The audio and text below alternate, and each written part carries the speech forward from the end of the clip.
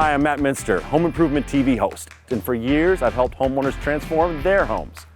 But now it's time to focus on mine. So I went with Renewal by Andersen because I wanted a full service experience, and I got all that I asked for.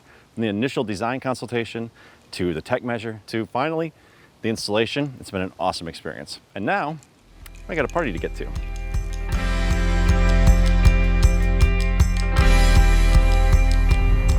These are amazing. Look at the black. So solid. I'm obsessed. You know the OCD in me?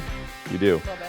All I saw here was that stupid rotten window over there. So all this was kind of like lost on me, and now it's more zen. Crisp and clean these are. And they look like they were here forever. The design was working, I just didn't want to screw it up. It's still there. It's the I same. love that. I don't know the proper term. The crank handles. So you Casement. Can get casements. Sharp. I got vocab. Cheers to you. Congratulations. Thanks, dude. I haven't been over here in a while. This looks great. Yeah? Yeah. Remodeling the kitchen was a big part. Opening this up, it's finally kind of that modern, open floor plan that we always wanted. And the windows were the big part of it. Is it done?